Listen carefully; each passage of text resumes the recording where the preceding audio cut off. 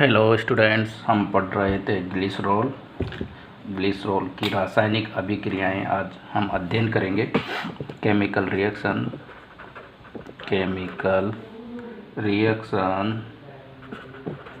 Reactions of glycerols. इसमें सबसे पहली अभिक्रिया है सोडियम के साथ अभिक्रिया। फर्स्ट रिएक्शन है सोडियम के साथ। सोडियम के साथ ग्लिसरॉल के दोनों प्राथमिक समूह अभिक्रिया करते हैं, जबकि द्वितीय समूह के साथ कोई क्रिया नहीं होती है। देखते हैं कैसे। CH2OH CH2OH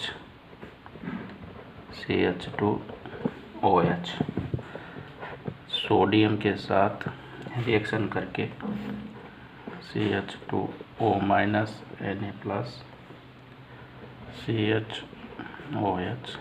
CH2OH आगे और रिएक्शन करेगा सोडियम के साथ CH2O- Na CHOH CH2O- Na।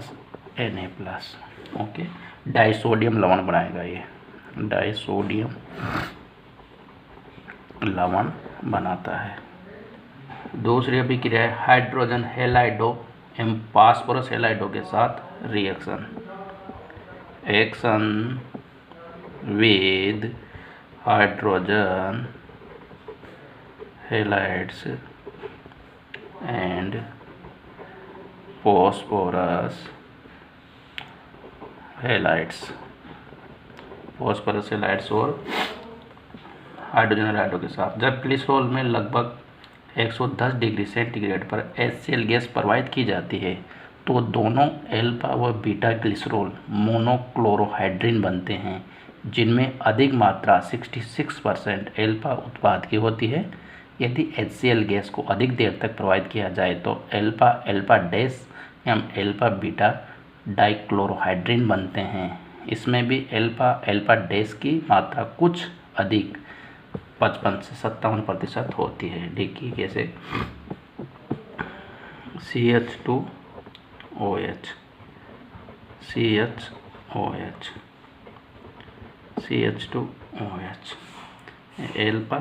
Alpha dash 2HCl gas प्रवाहित की जाती है।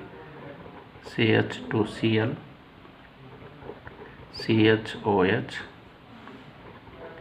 CH2OH plus CH2OH CHCl CH2OH। दो HCl के मॉलिक्यूल इसमें प्रवाहित किए जाते हैं, तो CH2Cl CHCl CH2OH plus CH2Cl CHOH CH2Cl बनता है। PCl5 के साथ ग्लिसरॉल के तीनों हाइड्रोक्सी समूह क्रिया करते हैं, वह ट्राइक्लोरोएल्केन बनता है। ट्राइक्लोरोएल्केन PCl के पास 5 के साथ। ओके, देखिए CH2OH CH2OH प्लस PCl5 के साथ अभिक्रिया करके CH2Cl CHCl CH2Cl। इसका नाम है 1,2,3 ट्राइक्लोरोप्रोपेन बनता है। हाइड्रोजन ब्रोमाइड एवं फास्फोरस की अभिक्रिया बिल्कुल उसी प्रकार की होती है जैसे HCl व PCl5 के साथ, किंतु HI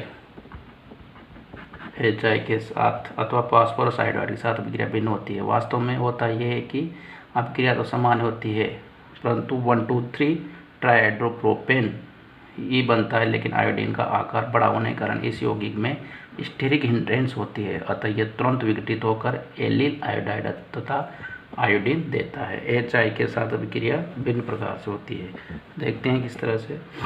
CH2OH CHOH CH2OH, ये आपका ग्लिसरॉल, ठीक है। इसकी HI और P+ आयोडी के साथ अभिक्रिया करवाएंगे तो बनेगा आपका CH2I CHI CH2I, ठीक है। ट्राई आयोडोप्रोपेन ही बनता है, परंतु आयोडीन का आकार बड़ा होने के कारण इसमें स्टेरिक हिंड्रेंस होता है और आयोडीन का एक मॉलिक्यूल बाहर निकल जाता है और एलिल आयोडाइड बन जाता है। CH2I CH, ये डबल बॉन्ड CH2+ I2 बाहर निकल जाता है, ठीक है। इस तरह से आयोडीन के साथ या HI के साथ इस प्रकार से अभिक्रिया देता है। यदि HI को अधिक मात्रा में लिया जाए तो अभिक्रिया और आगे चलती है, तो अंतिम उत्पाद के रूप में आइसोप्रोपाइल आयोडाइड बनता है। जो HI को अधिक मात्रा में लिया जाए तो ये जो प्रोडक्ट बनाता है अपना allyl iodide CH2I CH double bond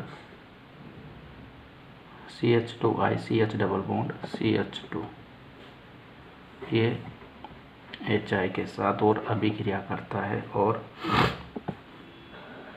CH2I CHI और CH2I बना लेता है, ठीक है। अब ये -I2 बाहर निकल जाता है और आपका बन जाता है ये यहाँ पे, सॉरी यहाँ पे HI, तो यहाँ पे CH3 जुड़ता है, ये आयोडीन में, ये आयोडीन बाहर निकल जाता है और बन जाता है आपका CH2 double bond CH3 plus HI के साथ ये और अभिक्रिया करता है, बन जाता है आपका CH3 CHI CH3, ठीक है। ये आइसोप्रोपिल आयोडाइड बनता है, ठीक है। इस प्रकार से ये HI के साथ ग्लिसरॉल अभिक्रिया करता है। तीसरी अभिक्रिया इसकी नाइट्रिक एसिड के साथ एक्शन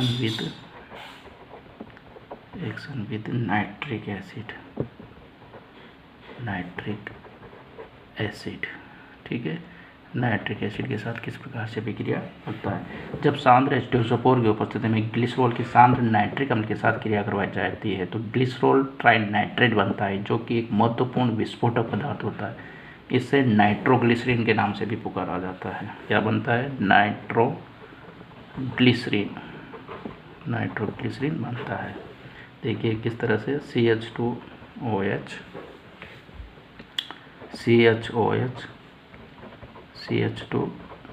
ओके, 3 मॉलिक्यूल HNO3 के लेंगे और H2SO4 बनेगा आपका CH2ONO2 CH2ONO2 प्लस 3 H2O बन जाता है आपका ग्लिसरॉल ट्राइनाइट्रेट। ओके, इसको हम व्यावहारिक नाम से जानते हैं नाइट्रोग्लिसरीन, जो कि एक विस्फोटक होता है, विस्फोटक पदार्थ होता है। 4th नंबर की अभिक्रिया है मोनोकार्बोक्सिलिक अम्लों के साथ अभिक्रिया। मोनोकार्बोक्सिलिक अम्लों के साथ अभिक्रिया। मोनोकार्बोक्सिलिक अम्लों के साथ अभिक्रिया। जब ग्लिसरॉल को मोनोकार्बोक्सिलिक अम्लों के साथ अभिकृत करवाया जाता है तो प्रयोग में लिए गए अम्ल की मात्रा के आधार पर मोनो, डाई अथवा ट्राई एस्टर बनते हैं। एस्टर एग्जाम्पल के तौर पर देखते हैं CH2OH,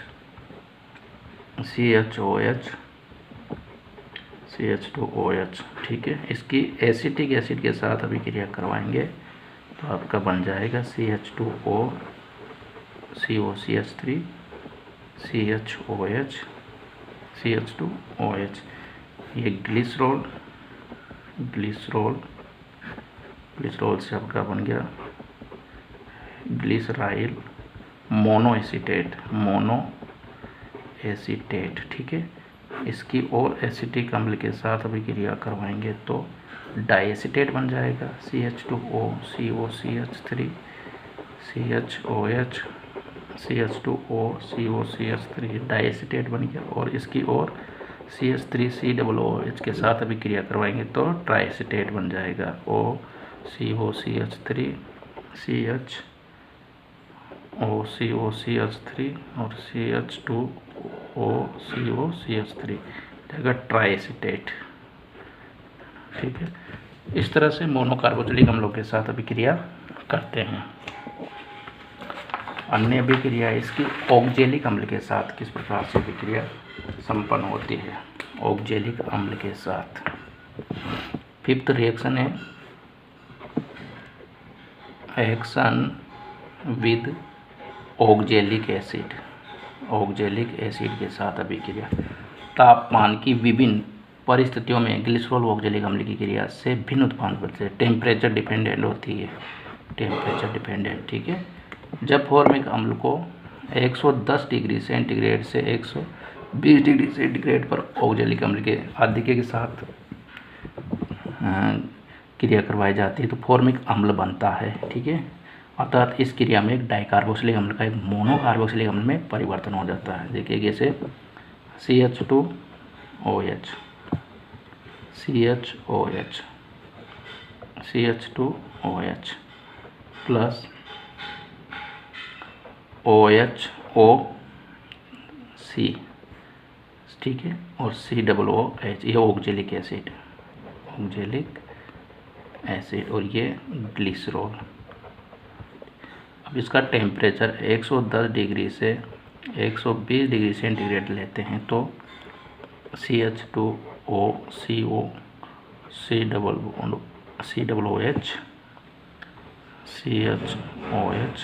CH2OH।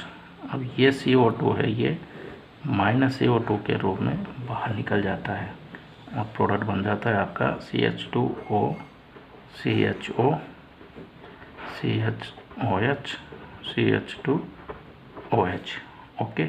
अब ये जल के साथ क्रिया करके H और OH प्लस H2 KOH तभी क्रिया करके बन जाता है आपका CH2OH CHOH CH2OH और ये फॉर्मिक अम्ल बाहर निकल जाता है HCOOH, formic acid,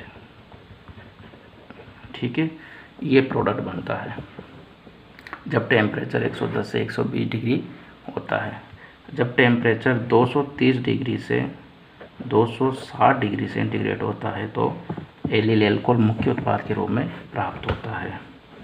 CH2OH CHOH CH2OH plus HOOC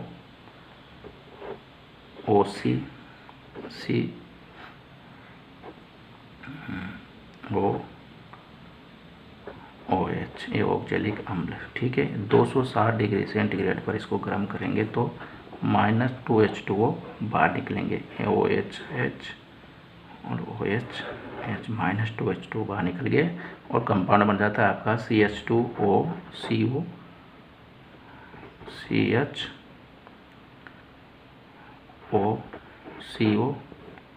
और CH2OH, ओके। ये अब ये क्या करता है CO2 और ये CO2 -2CO2 बाहर निकल जाते हैं और कंपाउंड बन जाता है CH2 double bond CH2OH, allele alcohol बनता है, मुख्य उत्पाद है एलिल एल्कोहल। ये 260 डिग्री सेंटीग्रेड पर ये यौगिक बनता है। एसिटिलीकरण दूसरी अभिक्रिया है एसिटिलीकरण। एसिटिलीकरण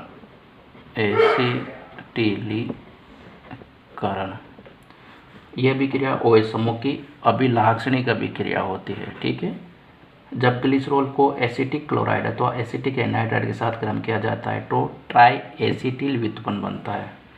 ठीक है, कैसे? CH2OH CHOH CH2OH acetyl chloride के 3 मॉलिक्यूल CH3COCl और या एसिटिक एनहाइड 3 मॉलिक्यूल CH3CO का और twice O CH2O CO CH3 CHO CO CH3 CH2O CO CH3 glycerol triacetate बनता है। ठीक है, 3 OH समूह के कारण। तो ये अभिक्रियाएं थी कुछ ग्लिसरॉल की, जिनके बारे में हम अध्ययन किया है।